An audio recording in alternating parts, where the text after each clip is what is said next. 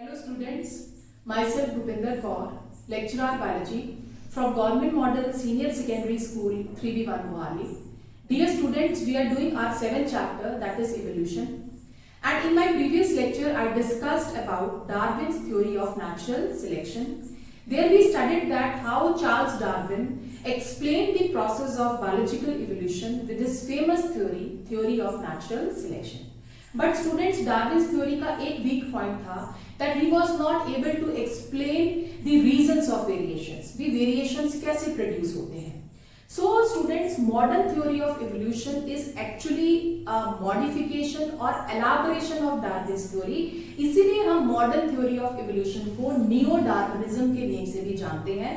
Neo-Darwinism या modern theory of evolution में Darwin और ह्यूगो डी व्रिस के इंपॉर्टेंट पॉइंट्स को इकट्ठा करके बनाया गया है. और this theory, modern theory of evolution, that was explained by G.L. Stevin in his book Process of Organic Evolution. So students, let's start the modern concept of evolution or Neo-Darwinism. Dear students, Neo-Darwinism is also known as modern theory of evolution or synthetic theory of evolution. And we all know that Neo-Darwinism is a modified version of the theory of natural selection. Theory of natural selection, which was given by Charles Darwin, that is modified and it is changed into theory Neo-Darwinism. और Neo-Darwinism जो है, that is a sort of reconciliation between Darwin and de Vries theory. तो Neo-Darwinism में Darwin theory के plus mutation theory के, which was given by Hugo de Vries, इसके important points को consider किया गया है. And the scientists who contributed to this theory are Huxley, R.A. Fisher, etc. Now students, what are the main postulates of Neo-Darwinism? First postulate Neo-Darwinism का है genetic variability. We all know that one question that was unanswered by Charles Darwin, and that was how the variations arises. ये variations कैसे arise हो रहे हैं? This was very little explained by Charles Darwin in his theory of natural selection. So Neo-Darwinism में पहला point रखा गया है that how the variations arises, because यही variations जो हैं they are forming the raw material for evolution. Very important point, variations, how the variations arises. Now student, अगर ये क्वेश्चन तुमसे पूछा जाए state whether population or individual evolves, then what will be your answer?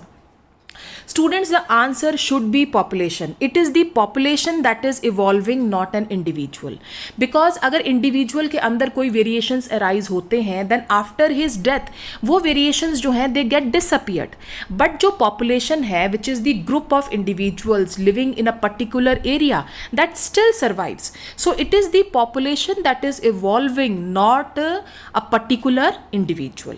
So the first point of the Neo-Darwinism was how the genetic variability arises, how these variations, how these differences present between the individuals of different species they are arising.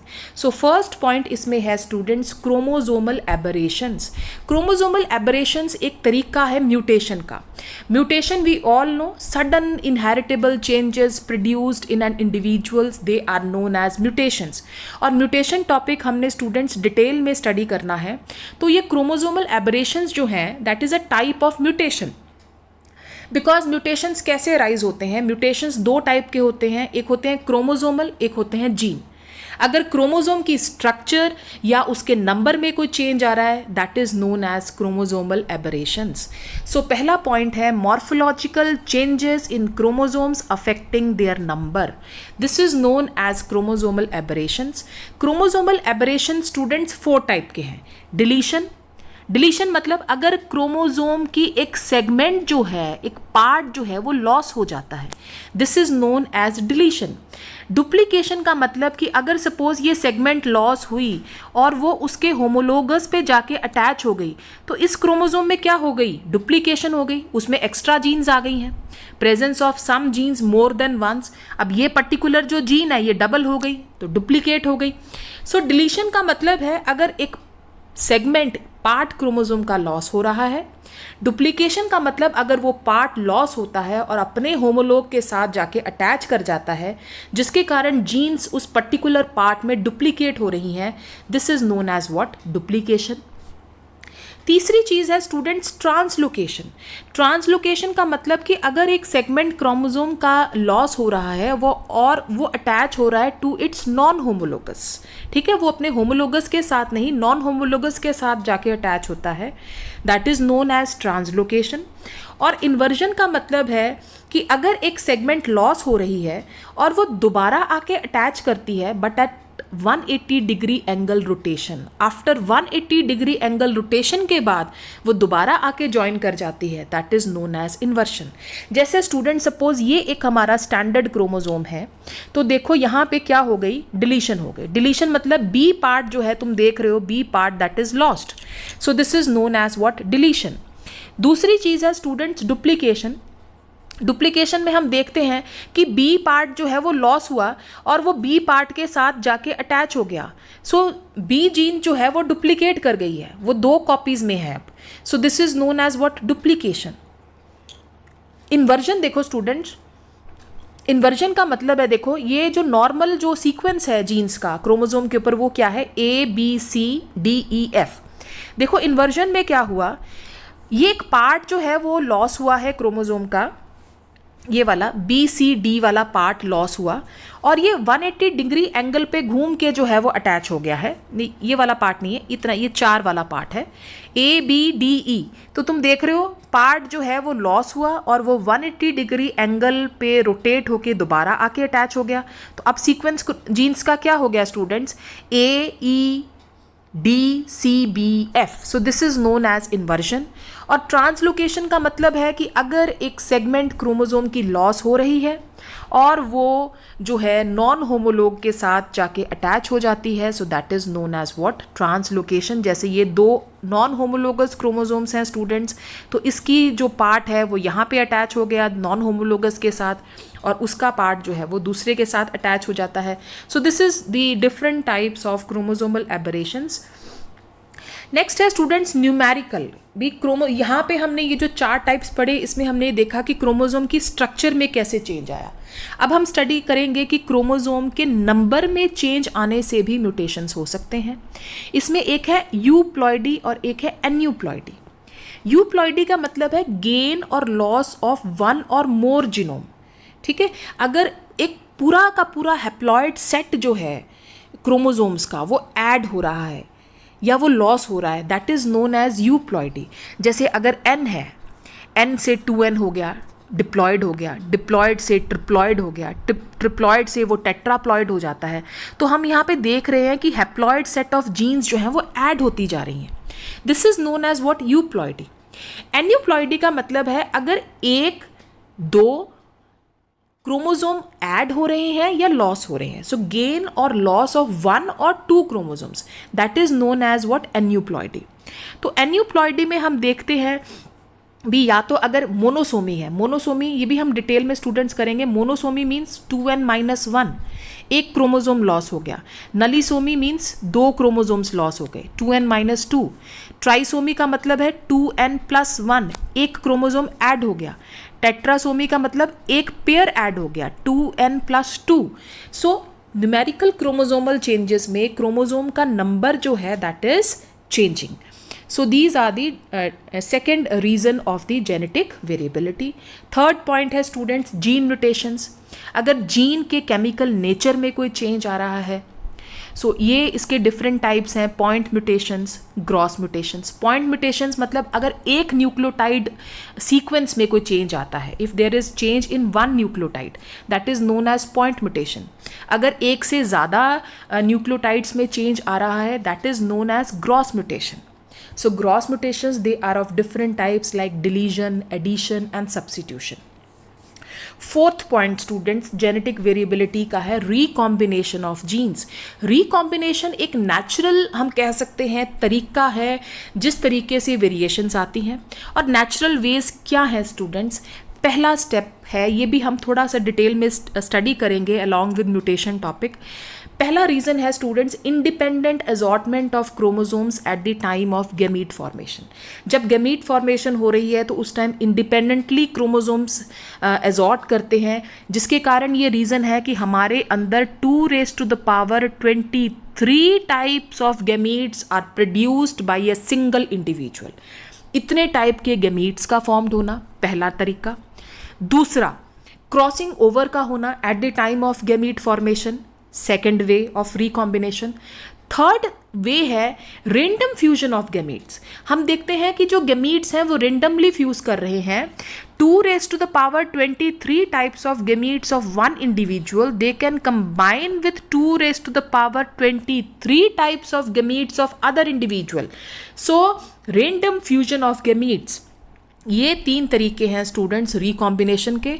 तो recombination में कौन से 3 veg हैं? पहला way है students independent assortment of chromosomes at the time of gamete formation.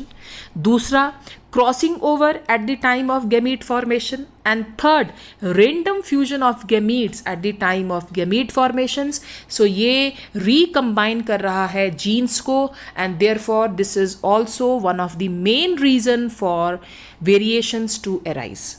Fifth point, hybridisation. Hybridisation का मतलब क्या होता है? 2 डिफरेंट इंडिविजुअल्स को आपस में क्रॉस करवाना ताकि एक हाइब्रिड ऑब्टेन हो और उस हाइब्रिड में दोनों पेरेंटल प्लांट्स के कैरेक्टर्स आ जाएं। तो this is also one of the way to bring about variations in a populations. Next, mutagens. Mutagens क्या होते हैं? केमिकल्स जो कि म्यूटेशंस को इंड्यूस करते हैं। ये म्यूटेजेंस जो हैं students, they can be chemical in nature, they can be physical in nature. So chemical mutagens में एग्जांपल है base analogues, methylating agents and acridine dyes. Physical mutagens में students temperature, high temperature, X rays हो गया, UV rays हो गए, they can also bring about some changes in our chromosomes and genes. So these are also acting as mutagens. Sixth way of how the genetic variability arise. Seventh है students genetic drift. ये भी हम detail में study करेंगे, इसको यहीं पे study कर लेते हैं in detail. Genetic drift means random change in gene frequency in small breeding population। अचानक अगर मतलब कोई सडन किसी के अंदर अगर कोई चेंज आता है, ठीक है, बाई चांस अगर किसी स्मॉल पॉपुलेशन के अंदर उसकी जीन फ्रिक्वेंसी में अगर कोई चेंज आ रहा है, that is known as what? Genetic drift इसे हम कहते हैं। और 8th वे है स्टूडेंट्स इमाइग्रेशन। इमाइग्रेशन का मतलब कि जब कोई न्यू जीन्स जो हैं वो एग्जिस्टिंग जीन पूल में इंट्रोड्यूस होती हैं, जैसे पंजाब स्टेट में यूपी के लोग जो हैं वो आ रहे हैं, बिहार से लोग आ रहे हैं, तो this is known as immigration. यहाँ पे नए लोग आ रहे हैं जिसके कारण यहाँ पे जो जेनेटिक वेरिएबिलिटी है that is increasing. So this is known as what? Immigration. So these are the different ways how the genetic variability arises. Now students, हम जीन फ्लो और जेनेटिक ड्रिफ्ट जो कि एक तरीका है वेरिएबिलिटी का, इसको थोड़ा सा डिटेल में डिस्कस करते हैं बिकॉज इसे इंडिविजुअली भी मेंशन किया गया है in the syllabus. So gene flow means flow of alleles from a population, from out of population और इनटू दी पॉपुलेशन, ठीक है। और ये जो है स्टूडेंट्स 2 टाइप का है, एक है एमिग्रेशन और एक है इमाइग्रेशन, ठीक है। सो एमिग्रेशन और इमाइग्रेशन मीन्स, एमिग्रेशन का मतलब कि अगर इंडिविजुअल्स जो हैं of a population they are leaving it, वो यहाँ से छोड़ के कहीं और चले गए हैं, तो उससे क्या हो रहा है, वो क्या कर रहे हैं, एमिग्रेट कर रहे हैं। सो इससे क्या होगा कि एलील फ्रिक्वेंसी जो है वो डिक्रीज हो गई। और दूसरा है एमाइग्रेशन कि अगर लोग आते हैं किसी पंजाब में आ रहे हैं, तो पंजाब में जो लोग आ रहे हैं दूसरे स्टेट से, तो this is known as immigration, that they are immigrating, and इसके कारण क्या हो रहा है, एलील फ्रिक्वेंसी जो है दैट इज़ इंक्रीजिंग, और पंजाब के लोग जो हैं वो पंजाब छोड़ के कनाडा जा रहे हैं या ऑस्ट्रेलिया जा रहे हैं, जिसके कारण जो जेनेटिक वेरिएबिलिटी है पंजाबीज़ की, ये जो कल्चर है, this is decreasing. So gene flow जो है, this is also one of the reasons जिसके कारण क्या हो रही है, वेरिएबिलिटी आ रही है. And this is because of two reasons, एक है एमिग्रेशन और एक है इमाइग्रेशन. नेक्स्ट है students genetic drift. Genetic drift means random change in allele frequencies over generations brought about by chance. By chance अगर एलील फ्रिक्वेंसी जो है किसी पॉपुलेशन की विच इज़ वेरी स्मॉल, उसमें कोई चेंज आ रहा है, that is known as genetic variability. And in the absence of other forces drift leads to loss of genetic variability. Now ये जेनेटिक ड्रिफ्ट स्टूडेंट्स दो टाइप का है. इसमें एक आता है बॉटलनेक इफेक्ट और दूसरा है फाउंडर इफेक्ट. बॉटलनेक इफेक्ट, पहली चीज़ तो जेनेटिक ड्रिफ्ट कौन सी पॉपुलेशन को अफेक्ट कर रही है, स्मॉल पॉपुलेशन को अफेक्ट करती है, और ये बाई चांस चेंज है in the allele frequency of a small population. So bottleneck effect का मतलब है कि अचानक अगर किसी पॉपुलेशन में कोई नेचुरल डिज़ास्टर आ गया, कोई नेचुरल कैलामिटी आ गई, कोई अर्थक्वेक आ गया या फ्लड्स आ गए, जिसके कारण वहाँ की पॉपुलेशन में एक ड्रास्टिक फॉल आ गया, this is known as what bottleneck effect. तो bottleneck effect occurs when a genetic disaster or a similar event randomly kills a large portion of the population, और कुछ ही सर्वाइवर्स रह जाते हैं and they have allele frequency that were very different from the previous population. तो थोड़े से देखो, कोई एक पर्टिकुलर पॉपुलेशन है, वहाँ पे अचानक कोई नेचुरल कैलामिटी आ जाती है. तो नेचुरल कैलामिटी आने के कारण होता क्या है कि जो पॉपुलेशन है that is squeezed through this bottleneck, और many individuals they die, और केवल कुछ ही इंडिविजुअल सर्वाइव करते हैं, और वो इंडिविजुअल्स आगे रिप्रोड्यूस करके पॉपुलेशन साइज को दोबारा क्या कर देते हैं, रीगेन कर देते हैं, और दोबारा पॉपुलेशन का नंबर जो है वो नॉर्मल हो जाता है. बट नेचुरली इससे जेनेटिक वेरिएबिलिटी घट गई है, बिकॉज काफ़ी लोगों की जो है इंडिविजुअल्स की डेथ हो गई, जिसके कारण वेरिएबिलिटी जो है वो डिक्रीज हो गई. So this is known as what bottleneck effect. तो बॉटलनेक इफेक्ट ने एक स्मॉल पॉपुलेशन को इफेक्ट किया है because of some natural disaster. दूसरी चीज़ है students founder effect. Founder effect occurs when a portion of population, जिनको हम फाउंडर्स कहते हैं, वो ओल्ड पॉपुलेशन को लीव करती है और किसी नए एरिया में जाके चली जाती है और वहाँ पे अपने आप को एस्टैब्लिश करती है. So this is known as what founder effect. जैसे ये एक पर्टिकुलर पॉपुलेशन है, यहाँ पे हम देखते हैं कि रेड कलर के इंसेक्ट्स जो हैं इन्होंने लीव कर दिया इस पॉपुलेशन को, वो किसी नए एरिया में चले गए और वहाँ पे उन्होंने धीरे धीरे अपने आप को एस्टैब्लिश किया. तो ये जो नया एरिया होगा, यहाँ पे हम देखेंगे कि जेनेटिक वेरिएबिलिटी इंक्रीज करेगी, क्योंकि यहाँ पे एक पहले भी इसकी अपनी भी एक पॉपुलेशन होगी, और जब यहाँ पे नए इंडिविजुअल्स जा रहे हैं तो वो भी अपने आप को क्या करेंगे, एस्टैब्लिश करेंगे. इनके बीच में जो है वो इंटरब्रीडिंग होगी. सो इससे क्या होगी, होमोजाइगोसिटी जो है वो अराइज होती है. So this is known as what founder effect. So founder effect occurs when a portion of the population वो लीव कर रही है अपनी ओल्ड पेरेंटल पॉपुलेशन को, किसी नए एरिया में जाती है, वहाँ पे अपने आप को एस्टैब्लिश करती है. तो naturally in that particular area the allele frequency it will change. So students bottleneck effect और फाउंडर इफेक्ट में क्या डिफरेंस है. बॉटलनेक इफेक्ट में sub population caused when a natural disaster reduces the size of the original larger population. ठीक है. And founder establishes a sub population as a new colony drawn from a larger population. Founder ने एक नई सब population को establish किया है एक नए एरिया में, जबकि बॉटलनेक इफेक्ट ने सब पॉपुलेशन को कॉज किया. क्यों? बिकॉज जो ओरिजिनल लार्जर पॉपुलेशन थी वहाँ पे अचानक कोई नेचुरल कैलामिटी आ गई, कोई भूकंप आ गया, फ्लड आ गया, जिसके कारण काफ़ी लोगों की डेथ हो गई. कुछ लोग ही वहाँ पे सरवाइव किए और उसने आगे उस पॉपुलेशन को क्या किया, कंटिन्यू किया. ठीक है. सो बॉटलनेक इफेक्ट हैबिटेट फ्रेगमेंटेशन से आ सकता है या ओवर एक्सप्लॉयटेशन से भी आ सकता है. और फाउंडर इफेक्ट हमेशा माइग्रेशन से आता है, जब कोई पॉपुलेशन अपनी पेरेंट पॉपुलेशन को लीव करके किसी नए एरिया में चली जाती है.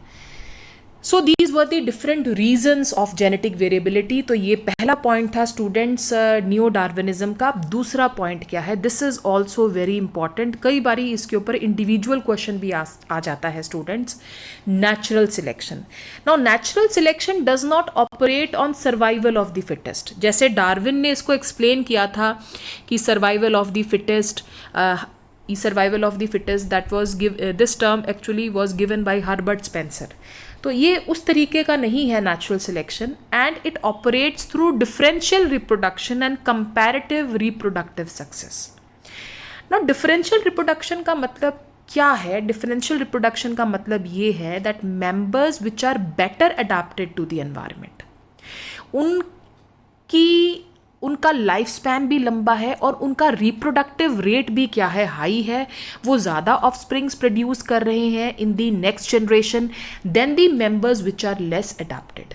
तो डिफरेंशियल रिप्रोडक्शन का मतलब क्या है, ध्यान से सुनो बच्चे, कि वो इंडिविजुअल्स जिनके अंदर फेवरेबल वेरिएशंस हैं, जो कि बेटर अडाप्टेड हैं टू देयर एनवायरनमेंट, उनका लाइफ स्पैन भी लॉन्ग है और उनका रिप्रोडक्टिव रेट भी हाई है और वो ज़्यादा ऑफस्प्रिंग्स प्रोड्यूस कर रहे हैं as compare to those individuals जो कि लेस अडाप्टेड हैं to that particular environment due to unfavourable variations.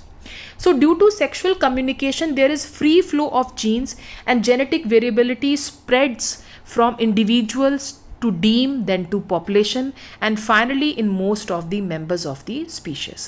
So natural selection causes progressive changes in the gene frequency.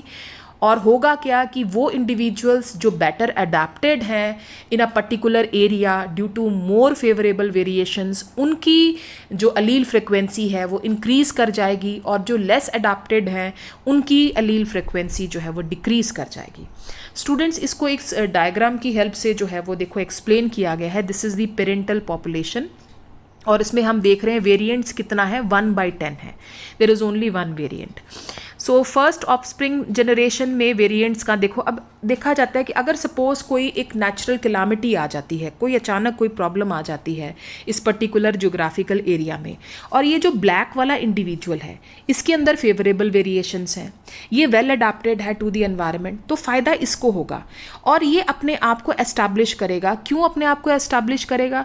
Because एक तो ये बेटर अडेप्टेड है टू द एनवायरनमेंट, दूसरा ये है कि इसका रिप्रोडक्टिव रेट हाई है, ये ज़्यादा यंग वंस जो है वो प्रोड्यूस करेगा और इसको फ़ायदा भी हो रहा है with the change in the environment. तो धीरे धीरे होगा क्या कि ये अपने हाई रिप्रोडक्टिव रेट के कारण अपने आप को एस्टैब्लिश करेगा और कुछ टाइम के बाद हम देखेंगे कि वो पॉपुलेशन जो है that will be replaced by that variant. हम देख रहे हैं कि पॉपुलेशन जो है वो ब्लैक वन से रिप्लेस्ड हो गई और येलो वंस जो हैं वो धीरे धीरे क्या हो रहे हैं, डिसअपियर हो रहे हैं और कुछ टाइम के बाद वो टोटली डिसअपियर कर जाएंगे बिकॉज उनके अंदर लेस फेवरेबल वेरिएशंस थे, वो लेस अडेप्टेड थे टू द एनवायरनमेंट, उनका रिप्रोडक्टिव रेट भी बहुत लो था, वो ज़्यादा यंग वंस प्रोड्यूस ही नहीं कर रहे थे. तो इसीलिए रीज़न है कि वो डिसअपियर हो गए और वो इंडिविजुअल्स जो कि बेटर अडेप्टेड थे to their environment, which were having more favourable variations, which were having high reproductive rate, उन्होंने अपने आप को एस्टैब्लिश कर लिया और धीरे से after some period of time हुआ क्या कि वो पूरे की पूरी पॉपुलेशन जो है वो रिप्लेस हो गई bye those which are having favorable variations. So this is known as what? Differential reproduction. So students, differential reproduction की definition जो है वो तुम्हें आनी चाहिए, and this is what according to the Neo-Darwinism. So this was the second point. Third point है students, reproductive isolation. Reproductive isolation is an heritable feature of body, form, functioning or behavior that prevents breeding between one or more genetically divergent population.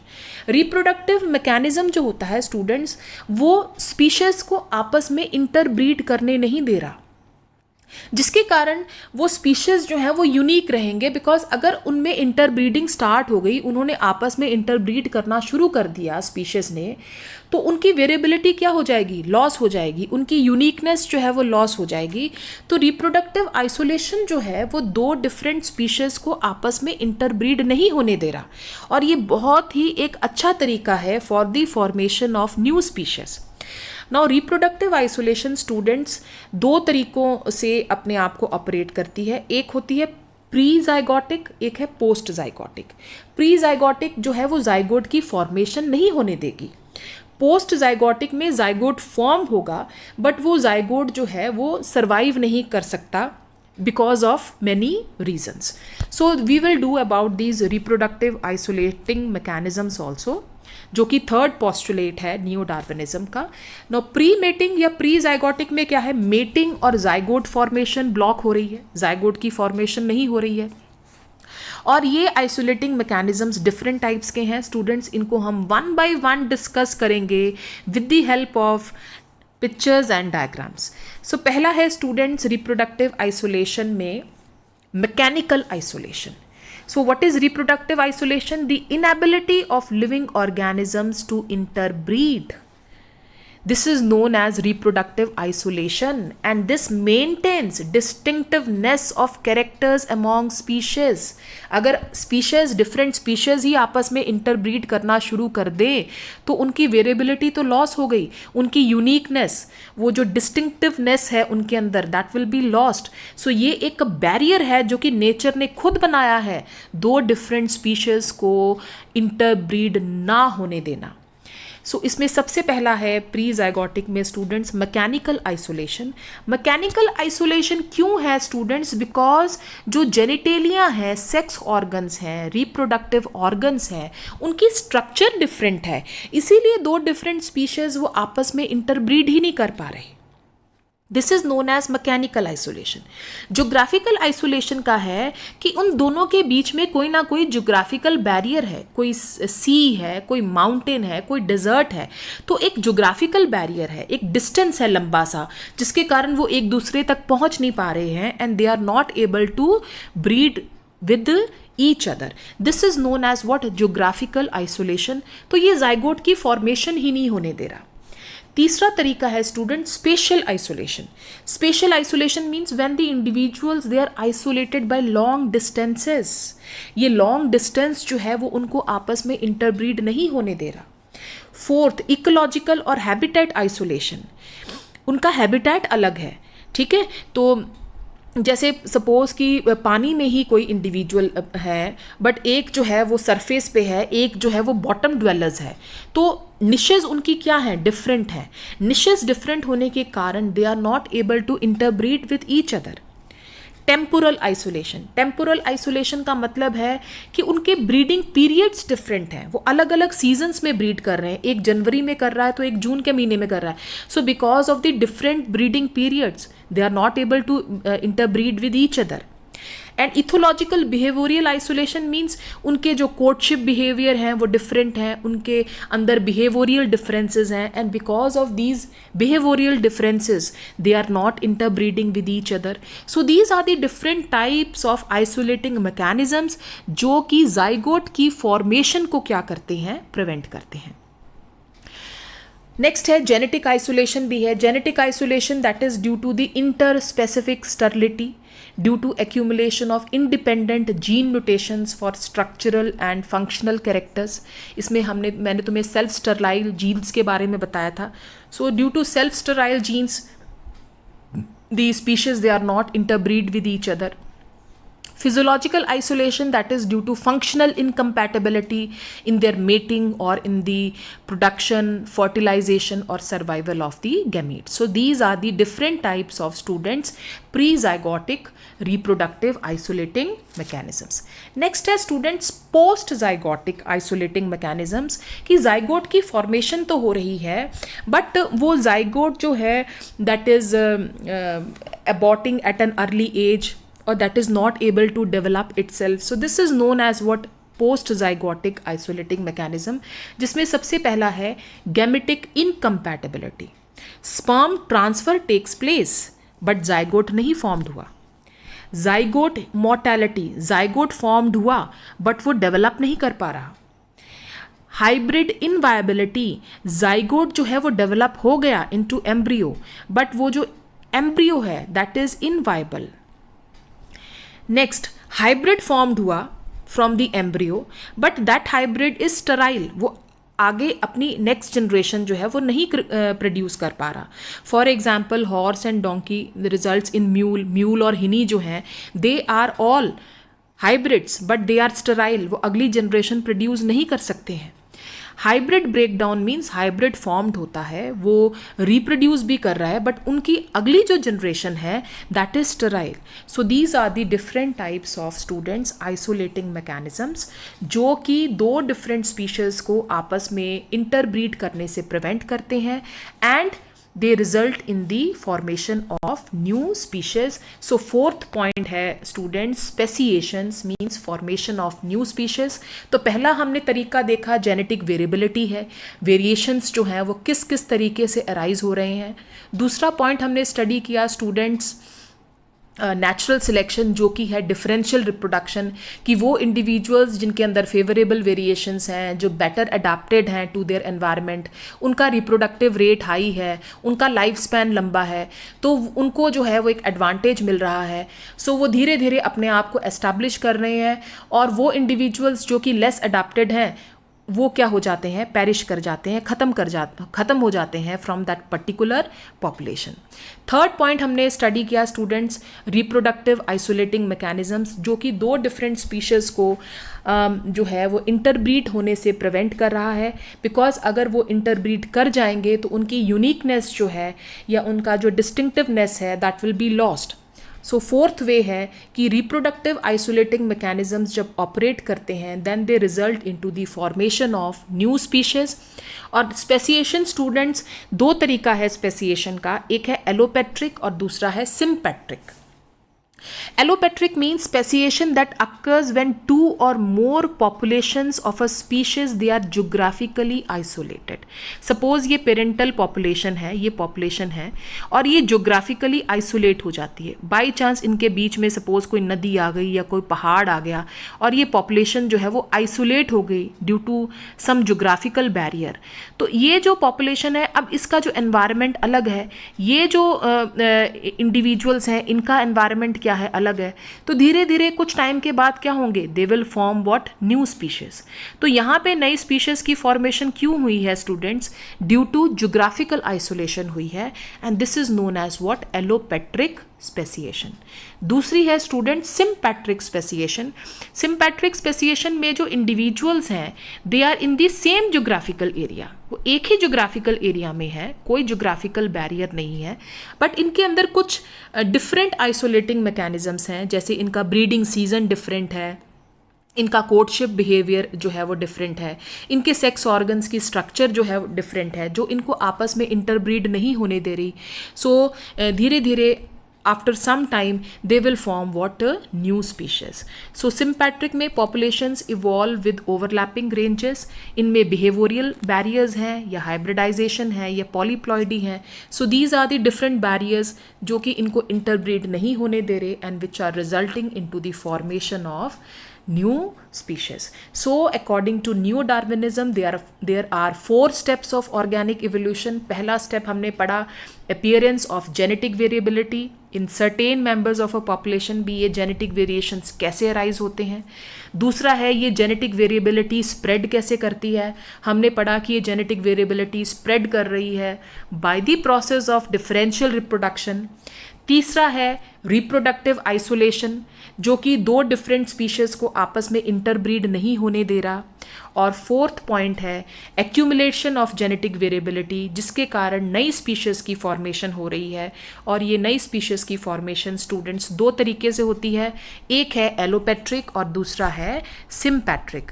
So students this was all about neo-Darwinism. Next we will discuss about the examples of natural selections and the types of natural selections. Till then students, thank you.